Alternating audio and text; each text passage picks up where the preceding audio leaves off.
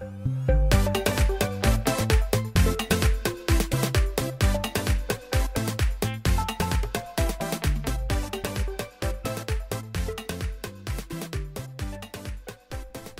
à l'émission Discutons Passion sur les ondes de Radio Centre-Ville 102.3 FM. Darnley Dubois avec vous pour les 30 prochaines minutes. Aujourd'hui, vendredi 27 mars 2020, mon invitée vous sera sûrement familière car nous avons déjà échangé dans le cadre d'une autre émission à Radio Centre-Ville en 2018, mais elle participe également à titre de chroniqueuse dans l'émission Le Retour Montréal Pluriel avec Nel Armand, tous les après-midi en fin de journée, en début d'après-midi, disons, sur les ondes de Radio Centre-Ville. Alors, nous saluons Madame Régine Kouakou. Bonjour, Dani. Ça va bien? Ça va super bien, et toi? Ça va bien, ça va. Et ça me fait plaisir que tu aies accepté à nouveau de participer dans une de mes émissions. Ben, merci de me recevoir encore, ça fait vraiment plaisir. Et aussi avec Neil, on se rencontre aux 2 jeudis. Okay. À son émission et c'est vraiment aussi génial. Merci à vous. Et c'est de quelle heure à quelle heure? Neil, en général, on parle de 17h à 18h. Super. Alors, présentement, c'est inévitable. Nous ne sommes pas épargnés par la propagation du coronavirus, la COVID-19. Et il y a toutes sortes de mesures de confinement qui sont prises. Nous sommes obligés de rester à l'intérieur de la maison. Régine, peut-être il y a des gens qui vont faire de l'anxiété. Pourrais-tu définir l'anxiété et par la suite nous dire qu'est-ce qu'on peut faire pour justement gérer cette anxiété? Bon, je ne suis pas spécialiste de la question au niveau professionnel, mais pour en avoir beaucoup souffert par le passé, je pense que je suis quand même assez bien placée pour en parler. La première, moi je dirais, la première caractéristique de l'anxiété, c'est qu'elle n'est pas contrôlable. Donc, lorsque on dit aux gens mais contrôle-toi, mais arrête donc, mais donc c'est pas aussi grave que ça, la personne qui souffre d'anxiété n'est pas capable de rationaliser. Donc, l'anxiété venant d'une ex-anxieuse est quelque chose que je définis comme non rationnel. Donc, c'est la capacité aussi que les personnes anxieuses ont de multiplier le moindre événement, la moindre petite contrariété, la moindre petite chose et de la multiplier, de lui donner un aspect catastrophique. Il voit toujours le pire qui pourrait arriver et souvent de manière exagérée. Donc, c'est ça l'enfer de l'anxiété. Donc, certaines personnes vont être capables de gérer de manière un peu plus calme, plus rationnelle, posée, et d'autres personnes, avec pourtant des circonstances de vie, qu'ils auront encore leur emploi, ils seront encore en sécurité, mais pourtant, pour eux, ce serait vraiment l'enfer. Et à titre de coach, parce que tu es coach de vie, je pense que je ne l'ai pas mentionné en début d'émission, comment est-ce qu'on reconnaît les symptômes de l'anxiété? Mais les symptômes de l'anxiété, c'est justement la première chose, c'est quand ta tête n'arrête pas. Quand ta tête n'arrête pas, c'est des scénarios catastrophiques. Lorsque tu commences à avoir des palpitations pour un oui, pour un non, lorsque tu t'imagines que tu commences à avoir les symptômes, lorsque vraiment c'est comme tu es comme dans une bulle vraiment de mal-être, de malaise, alors qu'en réalité, ce qui t'entoure ne reflète pas ce tumulte intérieur, ben on peut dire que tu es en anxiété. C'est sûr que je vais pas rentrer maintenant dans les je dirais les sensations physiques, des sensations qui sont encore plus difficiles à gérer, qui sont la sensation d'avoir un trou ou encore à la poitrine ou encore d'avoir un poids sur la poitrine, la sensation, j'ai déjà parlé des palpitations, de la transpiration, le tremblement, parfois on voit trouble, parfois on a les jambes en coton. C'est beaucoup de sensations au niveau émotionnel et physique qui font de la vie d'une personne anxieuse un enfer. Donc, ces jours-ci, c'est vraiment infernal pour ces gens. Donc, étant une ancienne anxieuse, j'ai le privilège, je dis, la possibilité de pouvoir reconnaître ce trait chez les gens, même lorsqu'ils ne le savent pas encore. OK, donc on peut reconnaître comme tu disais, un peu de palpitations, un peu de sueur froide, le rythme cardiaque qui augmente. Donc, une fois qu'on reconnaît ça dans notre corps, qu'est-ce qu'on peut faire? Mais ça, c'est vraiment là où commence le processus où la première chose qui aide vraiment à gérer l'anxiété, que ce soit dans la situation actuelle ou dans n'importe quelle situation, parce que un anxieux ou une personne qui souffre d'anxiété, c'est dans n'importe quelle situation. Parfois, l'anxiété se déclenche sans qu'il y ait forcément de raison. Donc, la personne va d'abord sentir les effets physiques.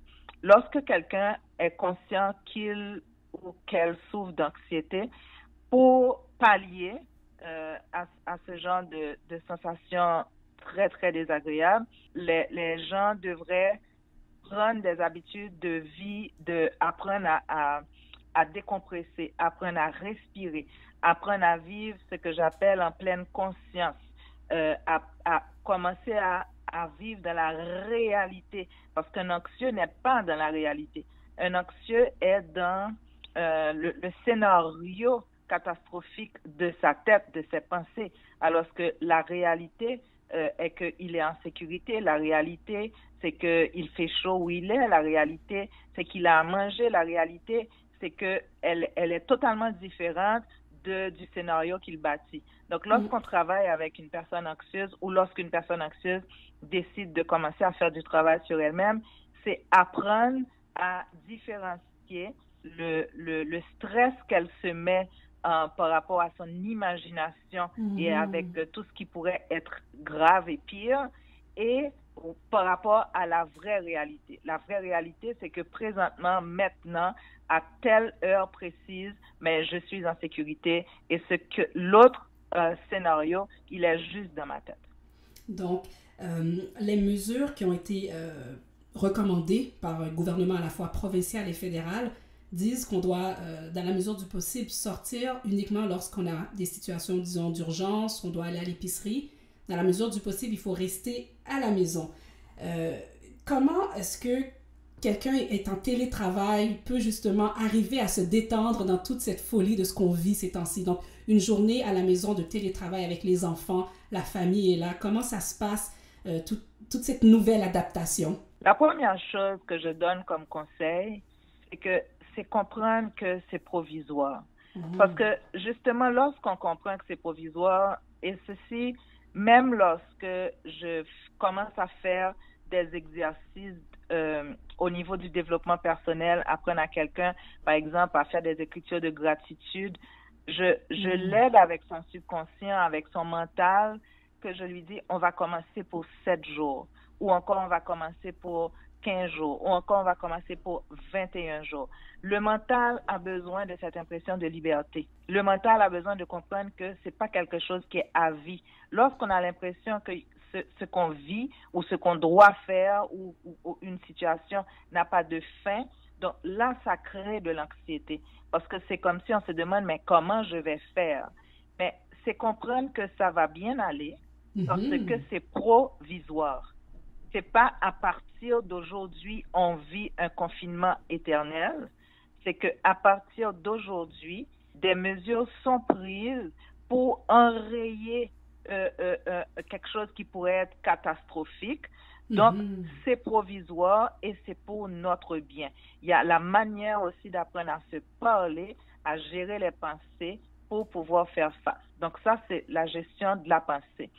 La deuxième chose, maintenant, on parle de gestion logistique et je pense que c'est là que chacun a sa part parce que ça devient difficile de changer les habitudes et surtout, on n'a plus ce que j'appelle le moyen de pouvoir s'évader de la pression des enfants, s'évader même si on aime son conjoint ou sa conjointe, c'est sûr que ça fait longtemps ou c'est jamais arrivé qu'on passe 24 heures ensemble, mais c'est pouvoir apprendre à se créer sa petite bulle aussi à chacun, montrer à chacun le bénéfice d'avoir la petite bulle, donner aux enfants leur petite bulle, laisser-les aller sur les tablettes, profiter pour une fois, en général, les parents essaient toujours de contrôler le temps passé sur les outils électroniques, mais peut-être que si vous avez besoin d'un 2 heures pour décompresser, mais ces 2 heures, ça peut vous servir à partir de ce moment. Si c'est un 2 heures que vous permettez à l'enfant d'aller jouer sur sa tablette, chaque personne devrait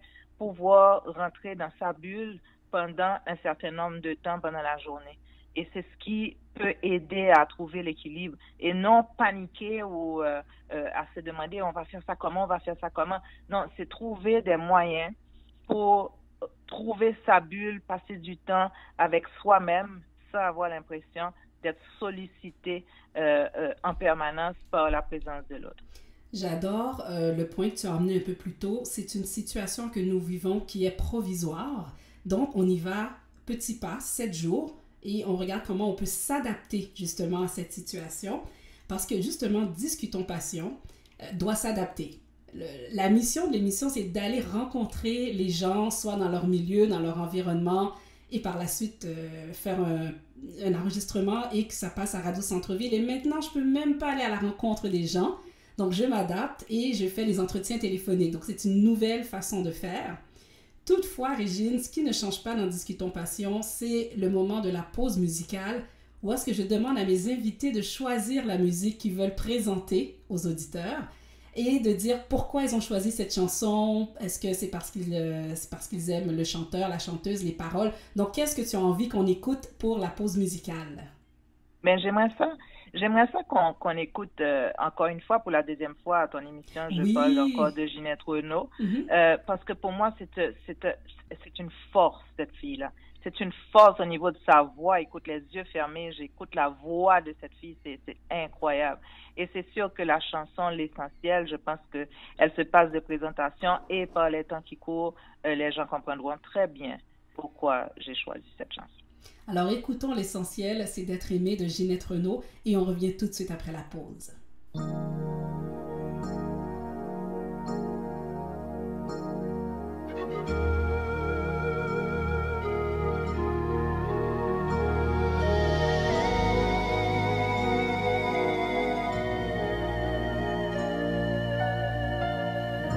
L'essentiel, c'est d'être aimé. Le reste importe peu. La seule vérité, c'est compter pour quelqu'un. Quoi qu'il puisse arriver, c'est entrer dans son cœur et n'en sortir jamais. C'est recevoir autant qu'on aimerait donner, ne plus s'appartenir, en être rassuré. C'est voir la joie de l'autre, les fondre de bonheur, mériter sa confiance et devenir meilleur. L'essentiel, c'est d'être aimé, contrairement à tout ce qu'on peut raconter. Ce n'est pas la fortune ou la célébrité qui ne sont que du vin et ne font que passer. Je crois que l'important est fait de petits riens, être attendu le soir et courir en chemin. Un des plus beaux cadeaux que nous ait fait la vie, c'est quand notre prénom a l'air d'un mot gentil. L'essentiel, jour après jour, c'est le rire aux éclats d'un enfant qui accourt et qui nous saute au cœur en guise de bonjour. Que demander de plus quand ses bras nous entourent? Le reste importe peu.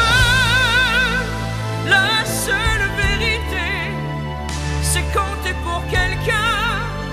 Quoi qu'il puisse arriver, être un jour exilé en pays étranger et avoir dans son cœur quelqu'un qui parlait, s'est inspiré à l'autre, un sentiment si fort qu'il pourrait nous survivre au-delà de la mort. C'est d'être aimé encore et toujours.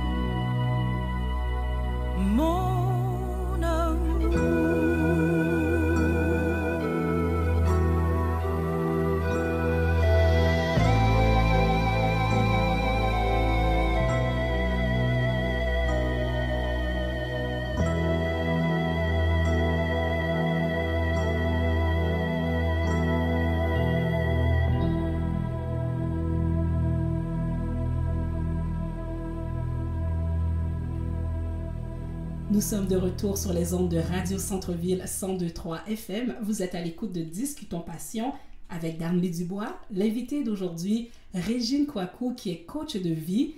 On va essayer d'en savoir un peu plus sur elle maintenant. Coach de vie depuis environ combien de temps, Régine? Cette année, ça fait 8 ans que je le fais à temps plein. Quand même! Et qu'est-ce qui t'a motivé à devenir coach de vie?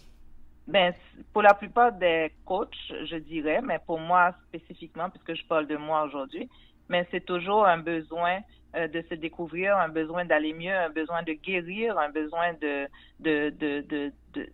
un besoin d'apaisement, un besoin de sérénité, un besoin de se retrouver. Et c'est souvent ce qui amène les gens à faire des changements drastiques, catégoriques, à laisser leur emploi et à se trouver d'abord. Et une fois que c'est fait, mais à permettre, à accompagner, à guider les autres à en faire autant, ceux qui le veulent, ceux qui ont le même besoin de se retrouver. Et à partir de ce moment, une coach ou un coach a en main des outils qu'elle aura créés elle-même ou qu'elle aura découverts et qui l'aura aidé dans son cheminement. Et donc, elle sera bien placée pour pouvoir accompagner quelqu'un à utiliser ces mêmes outils vers le même but de transformation et de développement personnel. OK. Donc, c'est ce qui t'a mené vers disons, de vouloir être coach de vie. Oui. Évidemment, il y a la recommandation d'avoir une distanciation physique avec nos proches, disons même à 2 mètres des uns des autres. Donc, ce qui fait qu'il y a des activités qu'on ne peut plus participer. Donc, on avait des brunchs la fin de semaine, ou on avait des activités sociales, des sorties de théâtre. Qu'est-ce que tu recommandes, Régine, pour continuer à socialiser? Ben, moi, ce que j'ai trouvé qui est génial, que j'utilise au niveau de mon travail, je l'utilisais avant comme outil essentiel. Ça veut dire que c'était un outil essentiel dès que j'avais une cliente qui n'était pas à Montréal et qui souhaitait qu'on le fasse par vidéo. Donc, que ce soit, j'avais des clientes, j'ai eu une merveilleuse cliente d'ailleurs en Suisse, on l'a toujours fait en vidéo. J'avais des clientes en France, parfois c'était vidéo, parfois c'était juste téléphone. Et ceci, quel que soit aux États-Unis, pareil. Mais c'était vraiment lorsque c'était nécessaire, lorsque la personne n'était pas sur place. Autrement, je voyais les gens en personne ici, c'était toujours plaisant. Ensuite, j'organisais des brunchs, j'avais plusieurs événements, des ateliers et tout plein de choses qui ont totalement changé dans ma vie. Ça a tout changé. Et qu'est-ce que j'ai découvert, c'est que c'est pas juste en cas d'urgence qu'on peut utiliser cette merveille de la technologie. C'est qu'on peut aussi commencer à l'utiliser pour socialiser. Donc, s'il y a des amis que vous aviez l'habitude de voir et avec qui vous aviez l'habitude de bruncher, ben, cette fois, vous allez tout simplement bruncher ensemble, mais chacun en sécurité chez soi. On a essayé, on a fait l'expérience avec les filles en jazz récemment. J'avais un peu peur, me demandant est-ce que ça allait fonctionner. Et ça a parfaitement fonctionné, chacune chez soi. On a jasé, on a échangé, on a discuté comme à l'habitude. Vous avez même partagé un repas. On a partagé un repas, chaque personne mangeait de son côté. Il y en a une qui a mis une table exactement comme aussi fantastique qu'on a l'habitude de le faire lorsqu'on est en personne. Donc, c'est une manière de continuer. C'est sûr que ce ne sera jamais pareil, mais puisque, comme je viens de le dire tantôt, c'est une mesure provisoire, donc autant en profiter. Et je te garantis, Darnley, que beaucoup de gens qui n'auront pas su utiliser ce moyen ou qui ne savaient pas utiliser ce moyen avant, mais vont prendre goût pour beaucoup de choses par la suite. Tu vas voir que beaucoup de gens vont apprendre à se faciliter la vie et diminuer un temps de déplacement qui parfois n'est pas nécessaire parce que c'est pas vrai que c'est tout le temps qu'on a besoin d'être ensemble, surtout au niveau professionnel. Parfois, ça va bien plus vite lorsqu'on est capable de le faire à distance. Super. Régine Kouakou, quels sont les services que tu offres, par exemple?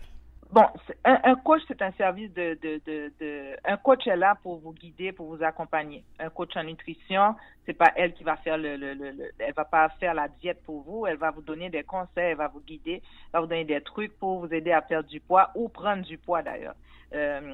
que ce soit un coach en entraînement physique, quel que soit le type de coach, c'est que la personne est là pour vous guider. Moi, en tant que coach de vie, moi, je dis que je suis là pour guider les gens par rapport à leur mental, parce que les gens prennent beaucoup soin de leur physique. En fait, c'est normal, on prend soin de son physique. Les gens pensent à manger chaque jour parce qu'ils comprennent que s'ils ne mangent pas, ils vont tomber. De toute façon, la faim les empêche de fonctionner. Mais les gens oublient de prendre soin de leur mental. Et si le mental n'est pas aussi bien entretenu, si le mental n'est pas soigné de la même manière que le corps et les autres domaines de la vie, mais c'est sûr que il y a carence, et automatiquement qu'il y a carence, c'est que la personne n'est pas bien dans sa vie. Et c'est là je dirais qu'intervient un coach de vie. Donc, c'est le genre de service que moi j'offre, que ce soit un accompagnement individuel ou encore un accompagnement de groupe. Et puisque je partage des outils, donc je crée aussi des outils personnalisés ou à travers lesquels que je véhicule avec des ateliers, avec des formations, avec des conférences, avec des événements tout court pour que les gens puissent aussi parfois s'amuser, parce que moi, dans ma vie, là, je travaille très dur, mais je m'amuse autant. Pour moi, c'est ça l'équilibre et la balance de ma vie. Alors, il ne nous reste pas beaucoup de temps, Régine. Quels sont les événements qui viennent, qui arrivent bientôt là, dans ton agenda qu'on pourrait participer? Il n'y a pas grand-chose à cause de la crise. Et aussi, je pense que pour le moment, moi, je préfère accompagner les gens du mieux que je peux en considérant leur budget aussi d'ailleurs. Donc, ces jours-ci, je lance bientôt le 4 avril. C'était d'abord prévu pour le 28 mars, mais le 4 avril, ce sera la meilleure journée où je vais lancer les séries conférences formation web que j'appelle Dire oui à la vie et s'ouvrir à cette possibilité infinie, mais c'est quelque chose qui s'apprend. Donc, la première conférence aura lieu le 4 avril. C'est totalement gratuit. Les gens peuvent s'inscrire, mais les gens doivent s'inscrire, par contre, pour pouvoir y participer. Et la première conférence s'appellera La Clé. Donc, ça va être intéressant. Vous allez découvrir qu'est-ce qu'elle est, la clé, concrètement, un principe à la fois. Donc, le 4, on va discuter de qu'est-ce qui est la cause principale de la souffrance de la frustration et qui nous empêche de nous sentir allégés. Et donc, on s'inscrit où? Pardon? On s'inscrit où? L'inscription, ça fonctionne comment? On peut s'inscrire sur ma page Facebook professionnelle, on peut s'inscrire sur ma page Facebook personnelle. Ça veut dire que j'ai une publication que je sors là-dessus ou que j'ai sortie là-dessus. Donc, les gens peuvent aller cliquer sur le lien, simplement s'enregistrer et la journée même, ils vont recevoir une notification pour leur dire que la conférence commence. Donc, on va juste informer plus précisément les auditeurs et les auditrices. C'est Régine, R-E-G-I-N-E, Kwaku, oui. C-O-I-C-O-U. Et est-ce qu'il y a un nom différent pour la page personnelle? La page personnelle, c'est Régine Kwaku. La page professionnelle, c'est Régine Kwaku Coach. OK, donc Régine Kwaku Coach, ils vont pouvoir trouver l'information. Oui, ils peuvent me suivre sur Instagram, ils peuvent me suivre sur Facebook. Alors, en terminant, Régine Kwaku, je crois que tu es également auteure d'un livre sur l'amour. Est-ce que ça se peut? Oui, j'ai écrit 2 livres sur l'amour, effectivement. Le premier sur l'éloignement émotionnel des hommes. C'est vraiment uniquement, ça s'adresse aux femmes. Et le deuxième avec la maison, les éditions Béliveau, sur 6 clés essentielles pour attirer l'amour. Et ça s'adresse aux couples, aux personnes seules. C'est ça. Bon, eh bien, merci Régine d'avoir participé à Discutons Passion. Je suis certaine que les auditeurs ont pu prendre note et au moins retenir les bons conseils que tu as donnés. Et alors on continue de se suivre sur les réseaux sociaux et on se dit à bientôt. À bientôt, Darlene. Merci et merci aux auditeurs de nous avoir écoutés. Merci, bye bye. Bye bye.